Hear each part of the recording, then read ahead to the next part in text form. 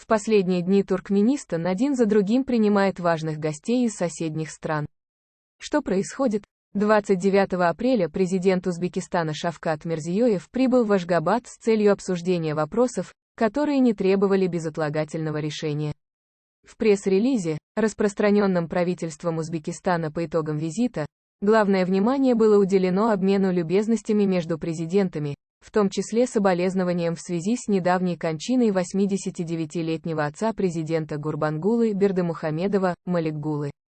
Затем лидер Узбекистана поздравил Бердымухамедова с его недавним избранием на пост председателя недавно сформированного Сената, должность, которую президент занимать не должен.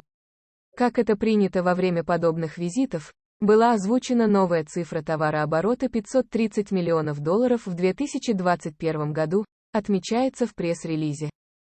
Так или иначе, самым значимым событием во время визита стала церемония, которая носит скорее неофициальный характер. Покончив с традиционными вопросами, касающимися экономического сотрудничества, президенты обеих стран посетили мавзолей, в котором покоятся останки первого президента Туркменистана Сапармурата Ниязова. Под куполом мечети, на внутренней части которого, вопреки мусульманской традиции, начертаны строки из историко-мистического сочинения Ниязова «Рухнама», лидеры прочитали суры из Корана. Сразу после этого Мирзиёев направился в аэропорт. Следующим, кого ожидает вся эта официальная рутина, возможно, станет президент Казахстана Касым-Жомарт Токаев. 3 мая состоялся телефонный разговор между министрами иностранных дел Казахстана и Туркменистана, в ходе которого они обсудили подготовку к предстоящему визиту. Но и на этот раз повестка дня выглядит довольно однообразной. В конце прошлого месяца Бердымухамедов связался по телефону с двумя другими крупными международными партнерами, президентом России Владимиром Путиным и президентом Турции Реджепом Таyyипом Эрдоганом. Столь бурная и на первый взгляд хаотичная дипломатическая лишь подстегивает подозрения по поводу того, что Бердымухамедов, возможно, находится на пороге важного шага в процессе правопреемства. Правда, узнать об этом нет никакой возможности. Но если передача власти и была запланирована, то скорее всего это выглядело бы именно так. Подготовка Сердара в качестве правопреемника отца длится уже несколько лет, в течение которых Бердымухамедов-старший назначал его на все более значимые должности в стране. После того, как в феврале Сердар занял пост вице-премьера, примечательно, что в Туркменистане нет премьер-министра, в стране не осталось позиций выше, чем те, что он сейчас занимает. Наследный принц уже фактически выступает в качестве доверенного лица своего отца. В конце марта он отправился в длительную 4-дневную поездку в Москву, а 29 апреля он вновь прибыл в Россию для участия в качестве почетного гостя в саммите глав правительств стран-членов Евразийского экономического союза, ЕАЭС. 30 апреля Сердар даже выступил на заседании Союза.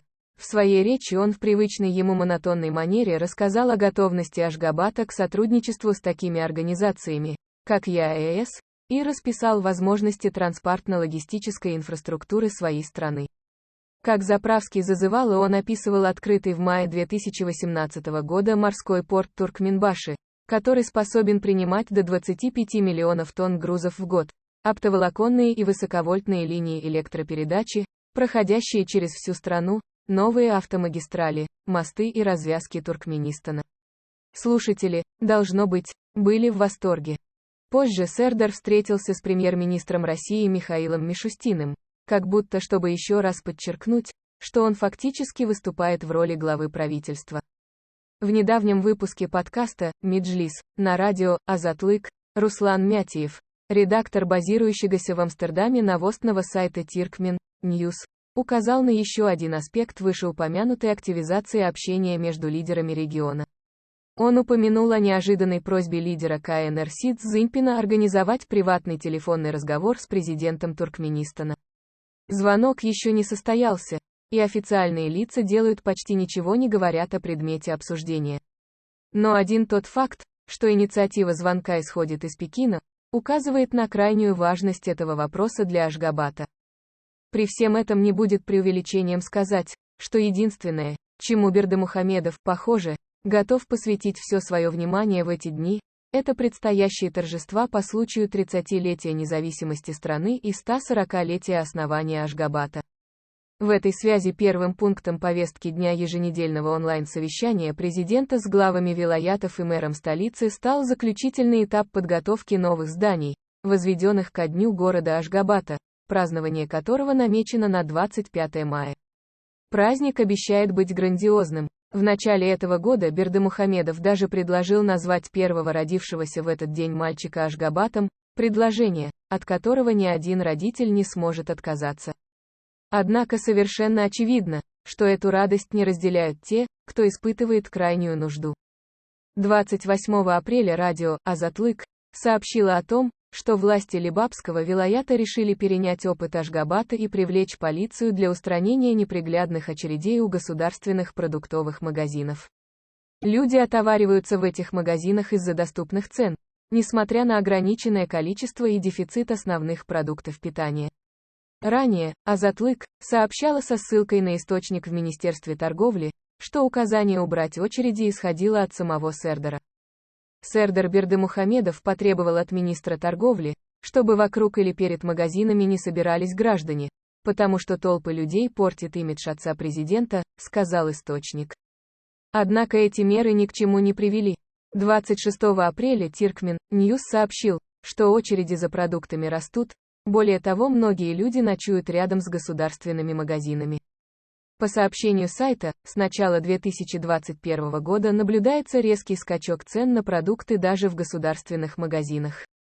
Тем не менее, население все еще выбирает государственные магазины, поскольку цены в них в 5-10 раз ниже, чем в коммерческих, отмечает Turkmen News. В своей статье от 3 мая, базирующейся в Вене издание «Хроника Туркменистана», написала, что власти пошли еще дальше и применили особо циничный способ борьбы с очередями. С утра государственные магазины устанавливают на продукты рыночные цены. Это способно омрачить настроение кому угодно. Очевидно, что Бердымухамедов смутно подозревает о некоторых из этих проблем, поскольку, например, на проведенном 30 апреля заседании Кабинета министров он в очередной раз призвал повысить эффективность производства мяса, яиц, кондитерских изделий, растительного масла, хлеба, овощей, молочных и других продуктов, чтобы полностью обеспечить продуктами питания внутренний рынок. Однако известно, что подобный способ стимулирования производства раньше не срабатывал, и непонятно, почему он должен сработать на этот раз. Хотя, если верить сообщениям, у президента скоро может появиться новая игрушка, которая отвлечет его. Внимательные наблюдатели сообщили изданию Turkmen News, что 24 апреля самолет авиакомпании «Туркменистан» совершил необычный рейс в Коломбо, столицу Шри-Ланки, и вернулся обратно. По возвращении обратно лайнер произвел посадку не в Туркменабате, куда было перенаправлено большинство рейсов в связи с пандемией COVID-19, а в прикаспийский город Туркменбаши, расположенный неподалеку от города Аваза, где был построен помпезный и дорогостоящий, но экономически нецелесообразный морской курорт. Так что же было в самолете?